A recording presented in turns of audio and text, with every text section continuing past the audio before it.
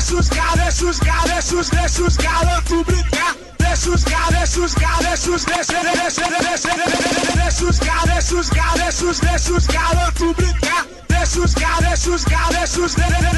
Alô, meus amigos, beleza? Sejam muito bem-vindos mais uma vez a mais um episódio aqui do nosso podcast Box to Box. Mais uma vez é um prazer enorme estar aqui conversando, trocando essa ideia com vocês e ter vocês, claro, como nossos ouvintes, nossos amigos. Como é de costume, muito obrigado todo mundo aí pela interação com o nosso canal no YouTube, no Instagram também, mandando mensagem no privado de cada um, tanto no meu, do Ian, do David Alice, do Thales Duarte, que hoje não estão aqui, só o Ian, mas que também vocês conversam com eles, mandam sugestões de temas, críticas, elogios e por aí vai.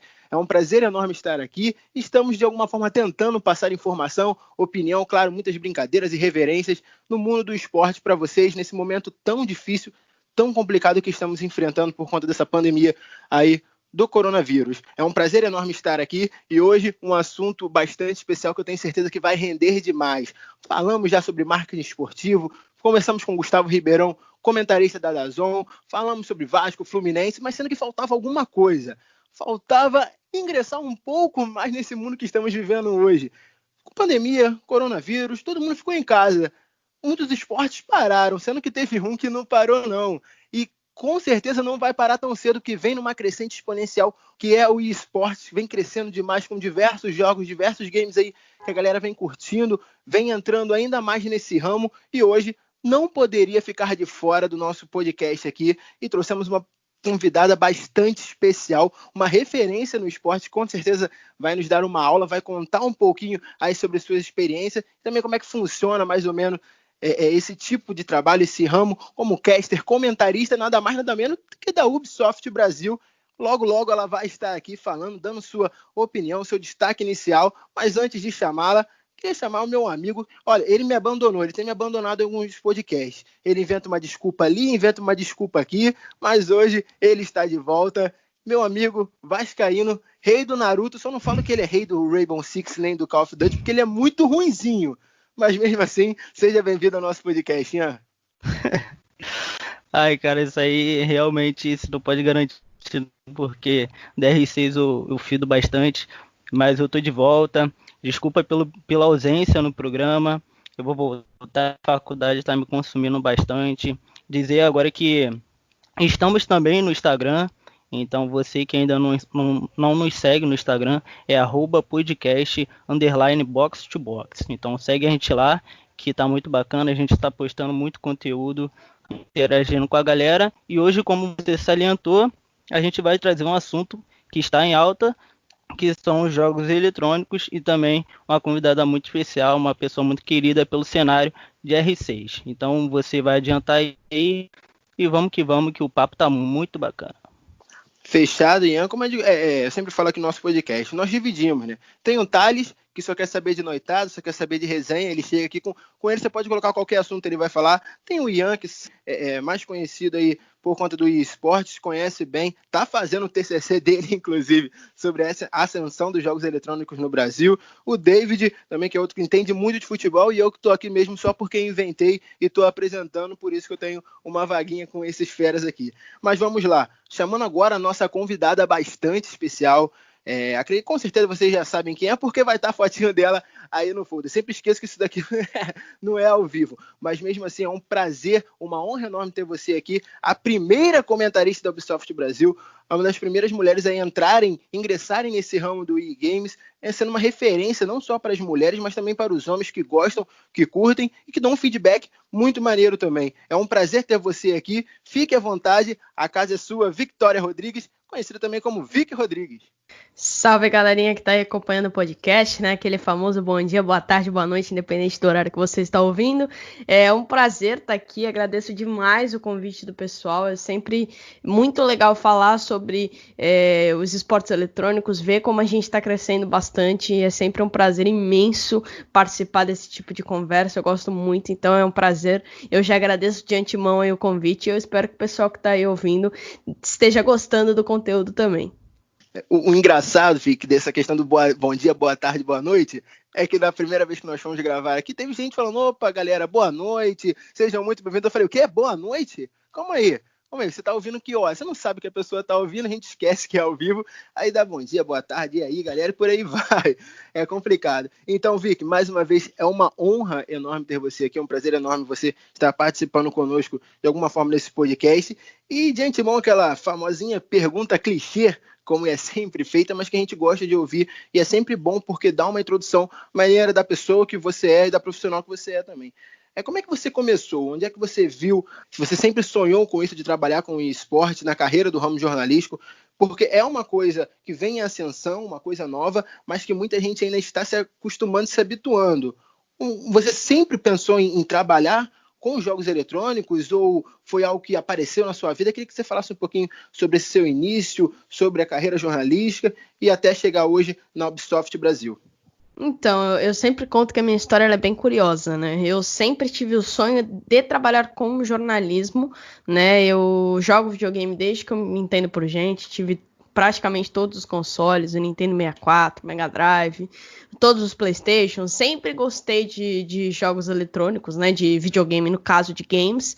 Mas eu acho que todo mundo, assim, tirando a geração que tá vindo agora já com isso, eu acho que a gente que é um pouco de uma geração um pouco a mais, nunca pensou em trabalhar com videogame. Era um negócio muito inimaginável. A não ser que você fosse virar designer de jogos, né? De fato, criar os jogos.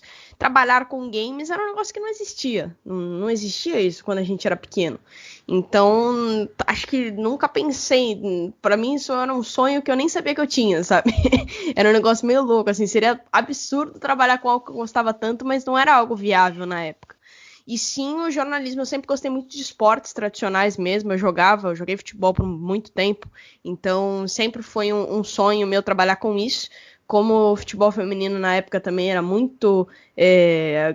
ainda não tem o reconhecimento que merece, né? Agora a gente vê um crescimento, mas nunca foi assim algo muito tranquilo de seguir uma carreira, então eu nunca tentei seguir de fato essa carreira, e aí eu escolhi o jornalismo, que era a maneira que eu encontrei de trabalhar com esportes, né? Me formei, trabalhei em TV, trabalhei em rádio, consegui trabalhar em alguns aspectos. Não cheguei a trabalhar exatamente com jornalismo esportivo, mas cheguei a cobrir Olimpíadas, a Copa do Mundo, participei de algumas transmissões esportivas, apesar de não trabalhar totalmente na área, até que surge o cenário de esportes começa a crescer, né? E em 2016 eu conheço o Rainbow Six, que é o jogo que eu trabalho atualmente, e com isso eu comecei a acompanhar o cenário competitivo. Na época, eu chegava a acompanhar um pouco do CS, um pouco do LoL menos, porque eu não entendo muito bem, o CS um pouco, mas não era algo assim que, tipo, super me prendia os olhos. O Rainbow Six foi o primeiro cenário competitivo que eu realmente me interessei em acompanhar. E aí, aquele negócio, né? Eu já era formada na época e comecei a twittar, não sei o que e tal. E aí um amigo meu, que fez faculdade comigo, inclusive, trabalhava numa plataforma que já estava começando a fazer essa cobertura de esportes, né? Falou, meu, pô, tu manja pra caramba de Rainbow Six aí, tu é jornalista, você não quer começar a cobrir? Aí eu falei, tá bom. Na época eu trabalhava, tinha um emprego já fixo, falei, vai ser uma complementação da renda, dá pra fazer ali, comecei a trabalhar com isso. Aí eu comecei a cobrir os campeonatos, comecei a conhecer o pessoal, o Meligênio Retalho na época, e os jogadores, alguns, até que eu comecei a me destacar um pouco e me chamaram para fazer a Superliga Feminina de Rainbow Six, que é o primeiro campeonato feminino de Rainbow Six. E eles falaram, pô, a gente quer mulheres no staff, eu tava crescendo ali como jornalista, talvez uma das primeiras ali, pelo menos cobrindo Rainbow Six, né, em específico falando de Rainbow Six, e falou, pô, vem trabalhar com a gente, vem ajudar a divulgar, né, a gente ia fazer entrevista com as jogadoras e tal. Eu falei, tudo bem. Aí o que aconteceu foi que uma semana antes do campeonato, até aí eu nunca tinha pensado em ser caster, né? Eu tava pensando totalmente em jornalismo. E aí uma semana antes do campeonato, eles tinham fechado com 2 casters, mulheres, e as meninas deram pra trás. Desistiram uma semana antes, os caras ficaram desesperados, os 2 organizadores, né? Decidiram narrar eles mesmos, mas não tinha comentarista. E eles queriam ter mulheres, né, no casting, né? O objetivo era fomentar o cenário feminino. Ele falou, pô, meu, salva a gente, fica aí 2 rodadas pelo menos, ajuda aí. E aí eu fui fazendo, o pessoal foi curtindo, a gente foi tendo um feedback, eu acabei fazendo o campeonato inteiro, e ali naquele momento eu pensei, é o início de um sonho, né? Surge um novo sonho, e aí eu comecei a gostar muito de fazer isso, e percebi que talvez eu tivesse ali um talento, ou Vic, como eu já... Pode falar. Só para aproveitar esse gancho do jornalismo, a gente quando vai cursar, planeja um objetivo, no caso, a gente sempre tem alguma inspiração de dentro. Então você teve alguma inspiração para seguir nesse ramo do jornalismo e também no mundo dos jogos eletrônicos? Eu não sei se dentro dos jogos eletrônicos, né? Eu tenho várias inspirações no jornalismo em si, né? Em vários pontos do jornalismo. Eu gostava muito do Boechat, que infelizmente chegou a falecer, e vários outros jornalistas que a gente conhece, assim, no jornalismo esportivo também. Eu gostava muito, na época do Thiago Leifert apresentando o Globo Esporte, vários, assim, que começaram a surgir, eu gostava muito de acompanhar. Até o próprio Léo Bianchi, que eu acompanhei muito trabalho, hoje é nosso colega, inclusive, na Ubisoft.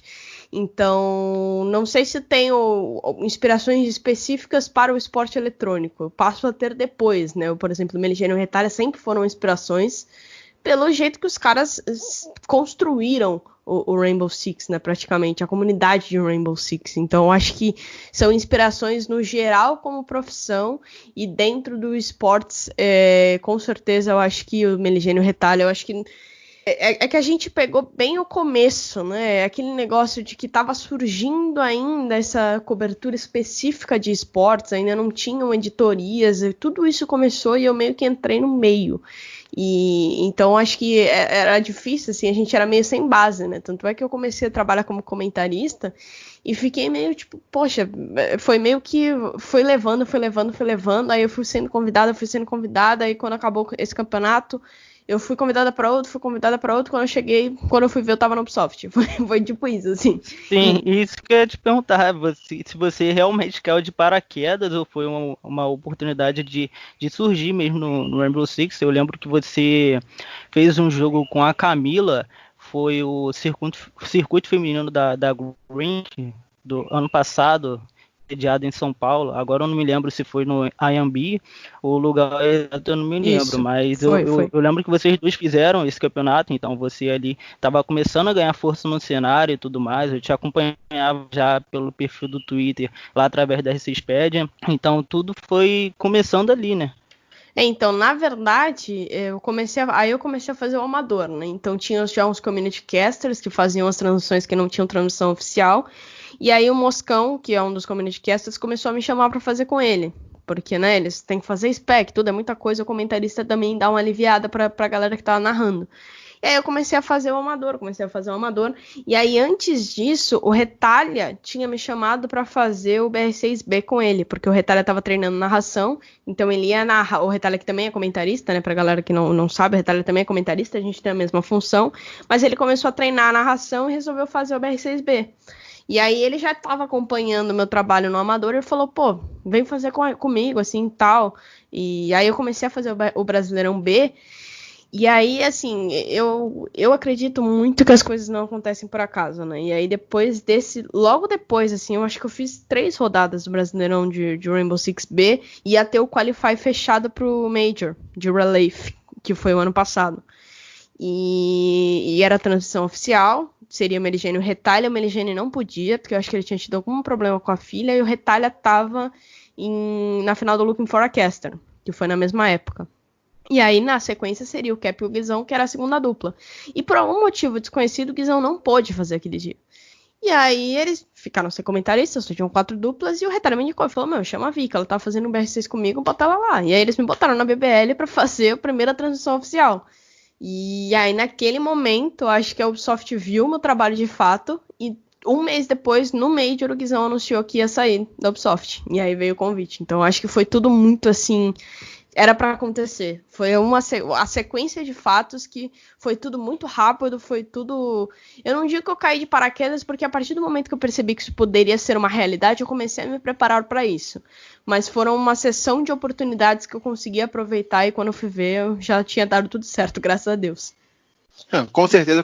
Eu acho isso bastante interessante, porque eu fui uma das pessoas que demorei, me atrasei bastante para acompanhar esse novo cenário dos esportes eletrônicos. Parava assim, acompanhava, pô, será que isso vai dar certo? Será que isso vai para frente? E hoje eu não vejo nem como o esporte eletrônico como um futuro, e sim como um presente, porque tem muito mais gente que acompanha mais o esporte eletrônico do que até mesmo o futebol, o vôlei, o basquete, que são os esportes, entre aspas, assim podemos dizer, tradicionais.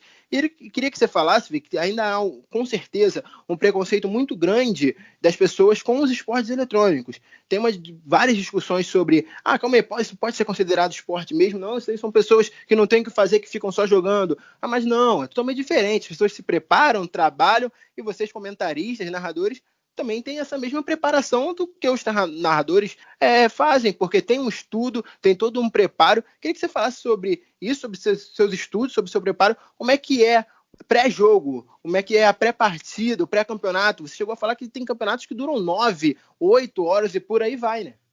Exatamente. Acho que, respondendo a primeira pergunta, né, que você falou da questão do preconceito, eu acho que diminuiu bastante. E eu acho que, inclusive, com essa quarentena, isso tende a diminuir. Porque, assim, por exemplo, transmissões pela internet faz parte do nosso mundo. A gente já fazia isso. A gente faz isso praticamente todo dia. E o mundo tá começando a fazer isso agora, né? A gente tá vendo com a quarentena aí, médicos dando entrevista pessoal, fazendo reunião por coletivo, transmissões, tudo sendo transmitido via internet. Então, acho que esse movimento também, eu acho que dá para mostrar um pouquinho o que era o nosso trabalho, né? Começar a valorizar um pouquinho mais o que a gente fazia. Eu acho que com certeza esse preconceito existe ainda, mas vem diminuindo, porque o pessoal já viu o alcance que tem os esportes eletrônicos, e principalmente quem é da geração mais antiga já viu quanto de dinheiro isso rola. Então, o pessoal, quando entra dinheiro, o pessoal já começa a acreditar. É assim mesmo. Então, eu acho que agora a gente vai melhorando um pouco. Eu peço desculpas, inclusive, que tem uma obra aqui do lado da minha casa. Não sei nem se tá vazando, mas... Tá não. O áudio tá perfeito. Tá tranquilo. A gente fazendo de casa tem dessas, né? Tá na transmissão. E sobre a questão do preparo, sim, a gente fica... Hoje eu tenho um preparo extremo, assim. Eu faço fonoaudiologia, eu tenho minha fonoaudióloga que me acompanha, porque a gente tem... Na época do Invitational eram 12 horas de transmissão, né? A gente fazia 6... As duplas eram divididas em 6 horas por 10 dias. Então, assim, é muito tempo que a gente fica em transmissão, é muito tempo que a gente fica falando em transmissão. Então, tem todo um preparo físico e psicológico para fazer isso também. O meu preparo da voz, porque eu preciso dela, é meu instrumento de trabalho, então eu preciso me preparar, eu preciso ter a minha garganta em pleno estado. Então, a gente faz esse preparo e o preparo de estudo também. Eu assisto muito jogo. Quando eu não estou fazendo, né, quando eu não estou transmitindo, eu estou assistindo, eu assisto jogos internacionais, eu vejo muito, eu leio muito as mudanças, mudou isso, mudou aquilo, entender a dinâmica do jogo. Uma coisa que eu faço, assim, as pessoas dão risada, assim, mas é uma coisa que eu faço, eu acompanho muito live de pro player, porque querendo ou não, apesar deles estarem jogando for fun, te dá uma noção mais ou menos de como eles jogam, e te dá uma... Porque eu nunca fui pro player, eu não tenho essa visão de game, então eu preciso dessa visão também para ajudar no meu trabalho, então eu acompanho muito, então tem todo um preparo, assim, realmente, além de físico e de estudo, não é só você chegar lá na frente, o jogo passa e você vai narrando, a gente estuda prospecto de partida, mais ou menos como fazem os comentaristas de futebol também, que quando você vai estar lá na transmissão, ele vai falar os jogos que foram, quanto que jogou, onde. Então o preparo, ele acaba sendo quase que o mesmo de uma transmissão esportiva normal. Vic, o BR6 está se aproximando, no caso é em julho, no mês que vem. A transmissão, no caso, a transmissão que vocês fazem de estúdio, qual você preferia? Fazer uma transmissão de estúdio ou uma transmissão com a acalorada, com a torcida? Como vai ser o BR6 agora, que mudou o formato? Vai ser em uma arena que comporta até 600 pessoas, que vai ter torcedores, vai ter uma imprensa, no caso. Então vai ter todo um clima. A preparação de estúdio é mais rígida do que essa ou vice-versa? Lembrando só a galera que sim, já foi tudo isso anunciado, mas a gente ainda precisa, infelizmente, que essa questão do coronavírus seja resolvida para que a gente, de fato, inicie nesse projeto, né, de ter uma torcida e, enfim, ter todo esse clima.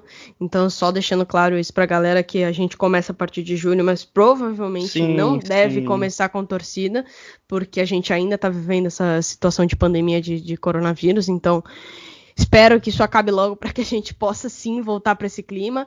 E eu acho que a preparação, eu acho que a preparação em si pro game ela é a mesma.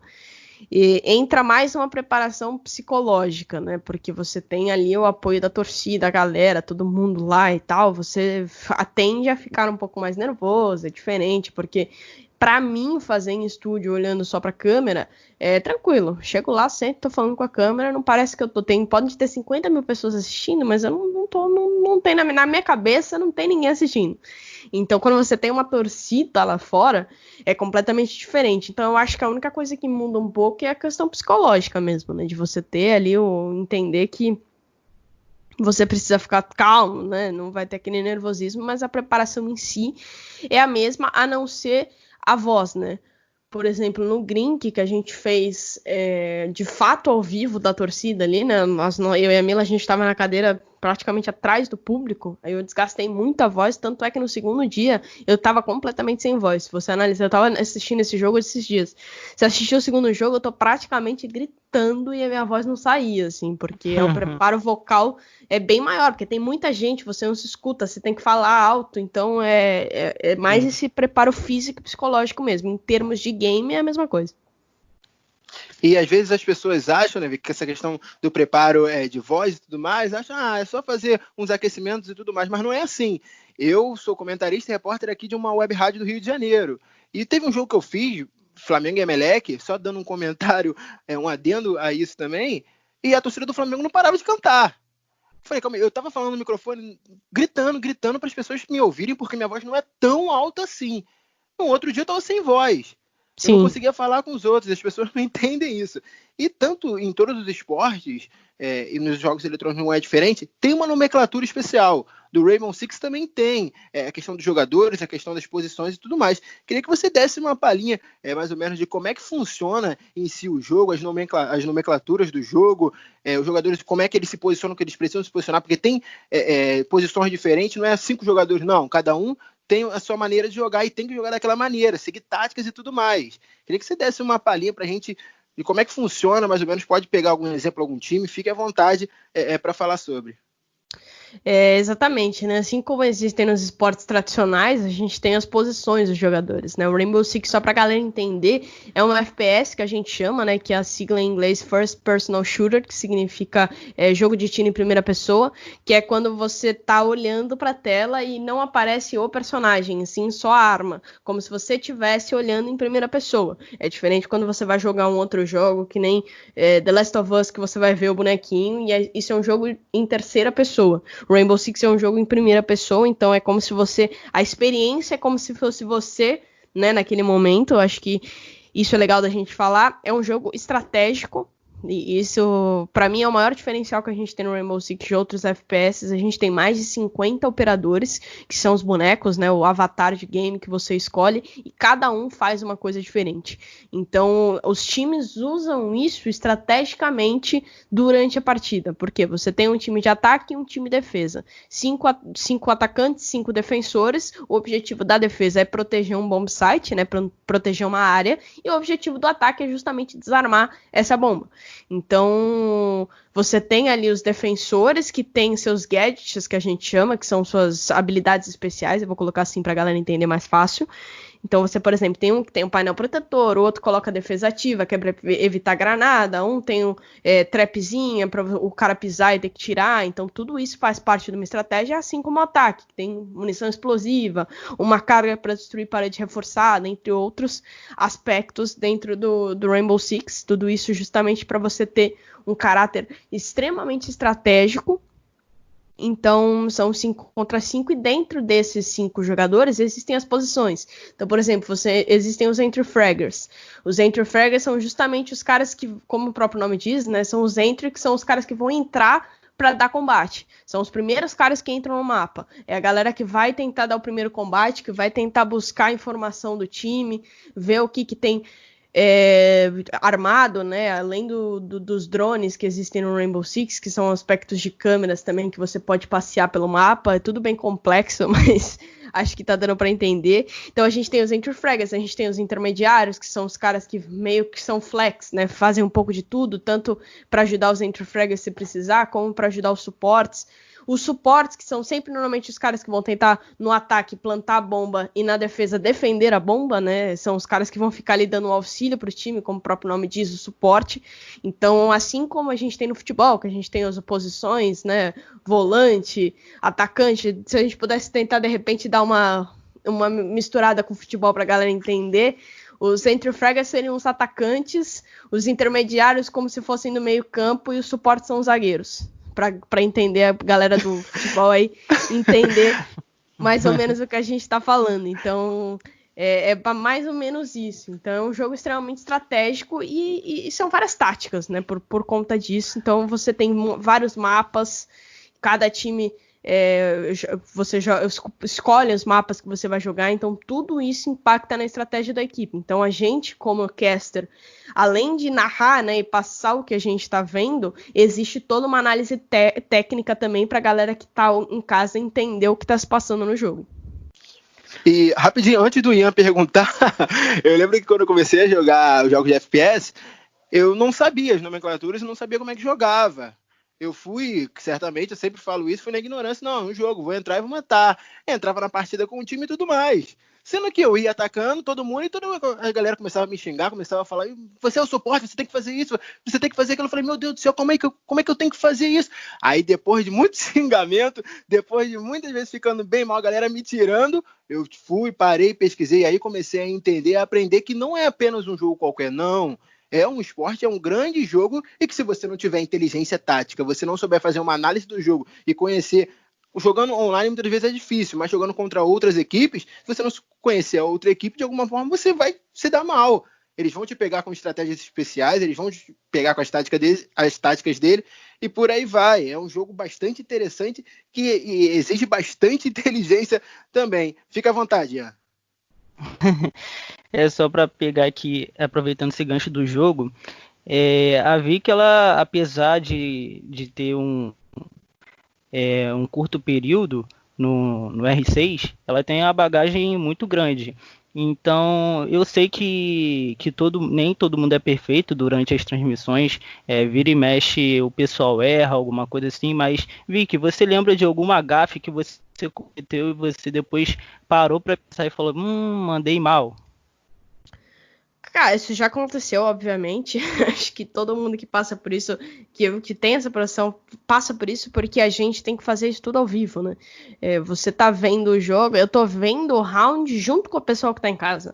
Então, a minha análise tem que ser ali no momento, na hora. Então, eu tô analisando o que eu tô vendo e muitas vezes a gente deixa passar algumas coisas. Isso já aconteceu muito, que eu vou assistir o jogo de novo e falo, nossa... Falei besteira, porque na verdade era aquilo, porque o cara tava vindo pelo outro lado e na hora eu não consegui ver, porque existe isso. Existe uma questão de spec também, que muitas vezes, eu acho que o Retalho, inclusive, tava falando disso esses dias, numa pergunta que fizeram para ele no Instagram, porque o nosso objetivo como comentarista é justamente passar o que o público não vê. Porque o que o público tá vendo, o narrador já tá falando. O narrador, ele já tá passando exatamente o que o público tá vendo. Então, a minha função é mostrar pro público o que eles não viram. Então, o que o time queria fazer, por onde os outros jogadores estavam vindo. Então, tudo isso entra na nossa tática e precisa de um spec, porque você precisa ver e começa a analisar. Então, já aconteceu sim de eu ter feito uma análise no jogo, e aí quando eu fui ver o VOD, falei, putz, eu não tinha visto esse cara ali na hora, e pô, esse cara fez toda a diferença, porque na verdade eles iam fazer tal coisa e não aquilo que eu falei. Então, já eu não sei te lembrar de um caso específico, porque acho que... Eu sou uma pessoa que me cobro muito, então assim, quando eu vejo esse tipo de coisa, eu não costumo ficar muito me martirizando nessas coisas, lembrando, porque isso me afeta psicologicamente. Então eu absorvo o erro, pego o feedback e guardo. Então eu não consigo te dar precisamente uma vez que isso aconteceu, mas já aconteceu isso com certeza. As pessoas acham que a gente tá lá comentando, a gente é perfeito, tem que ver tudo o tempo todo. Acontece uma coisa lá do outro lado que a gente precisa ver, não. É crítica, é xingamento o tempo todo. Isso é uma coisa que acontece em todos os lugares, bastante complicado e bastante ruim.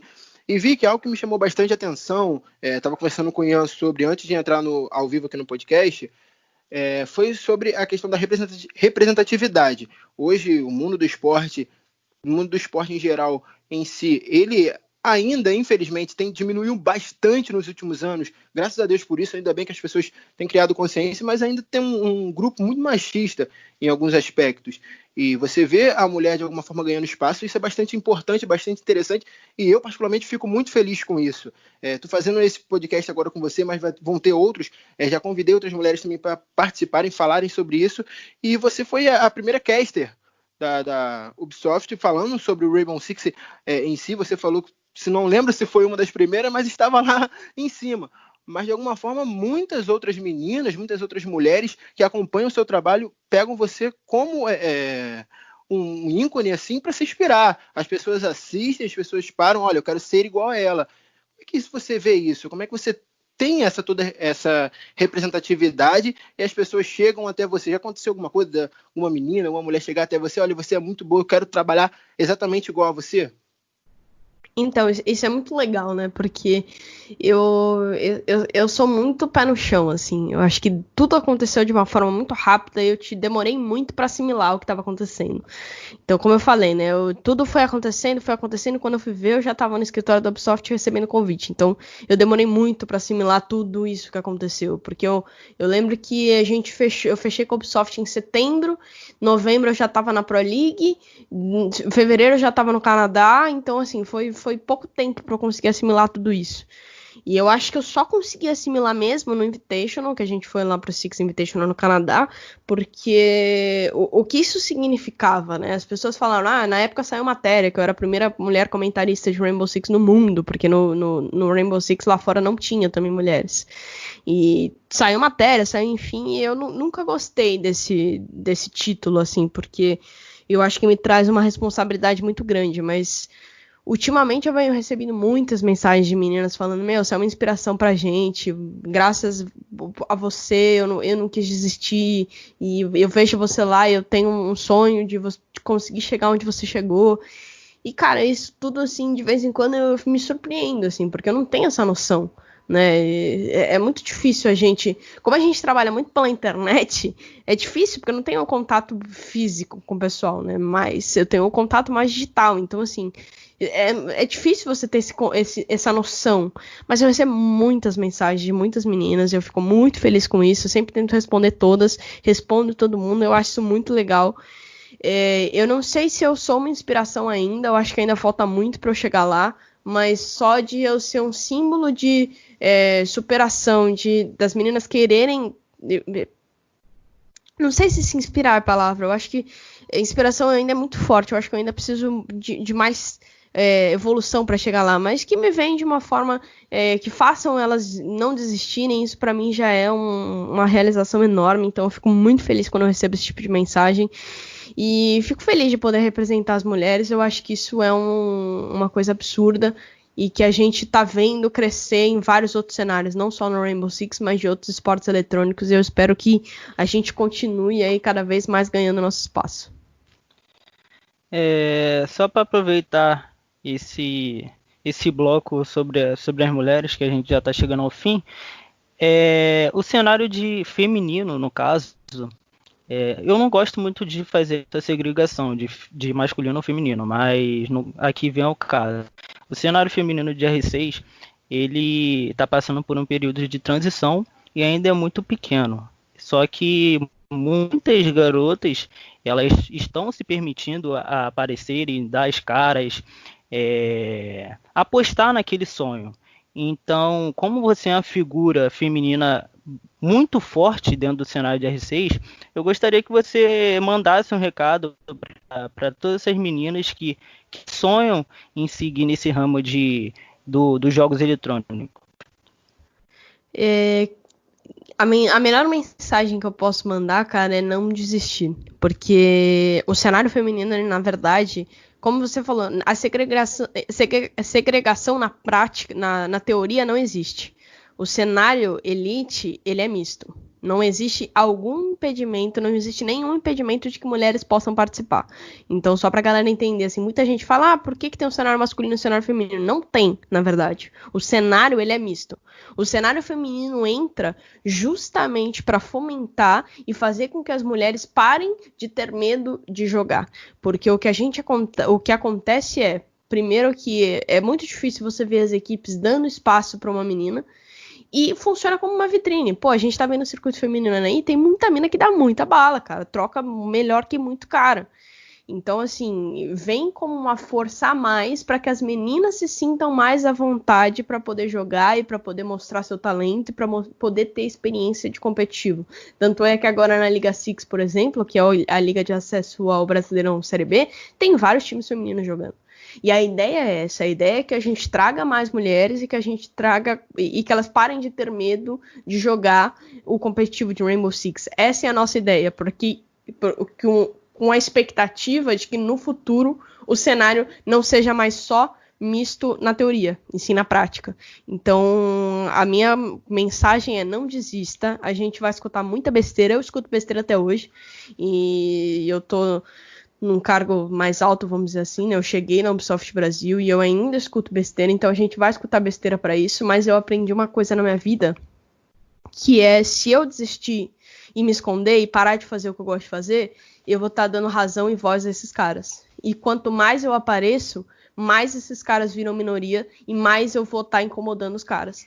Então, assim, não desistir. Esse é o melhor conselho que eu posso dar. Não desistir, porque a gente tem que cada vez mais mostrar a nossa cara para que esses caras que são machistas e ficam falando besteira sejam cada vez mais minoria e a nossa maioria seja de um cenário igualitário entre homens e mulheres com os mesmos direitos.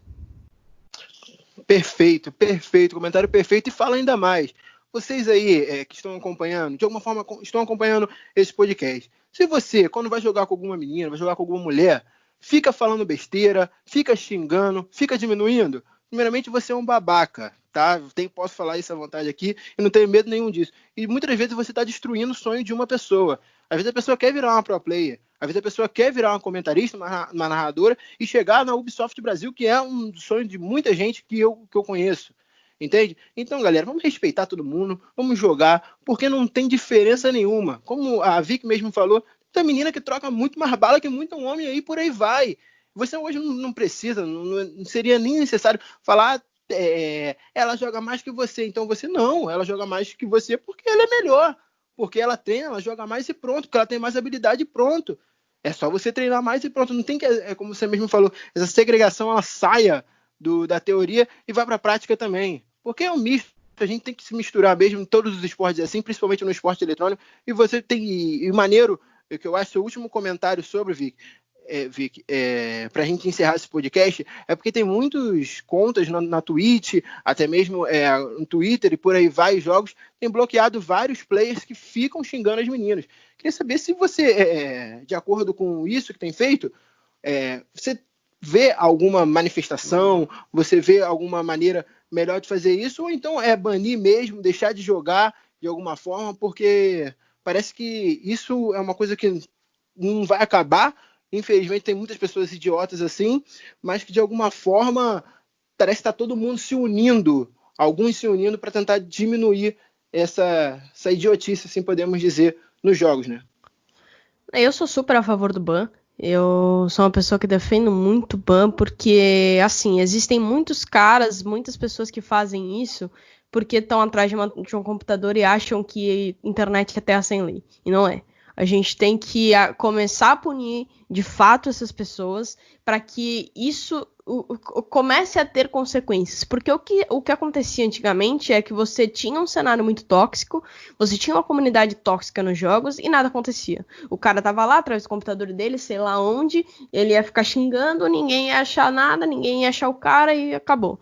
Então, a partir do momento que o cara que tem uma conta lá com um monte de skin, um monte de bagulho, um monte de operador, um monte de coisa, perde essa conta, o cara vai começar a dar valor.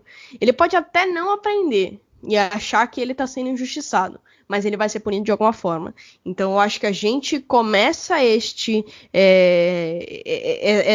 movimento para justamente pune esses caras. E a gente pede muito uma ação das empresas nesse ponto. As empresas, no caso, desenvolvedoras dos games.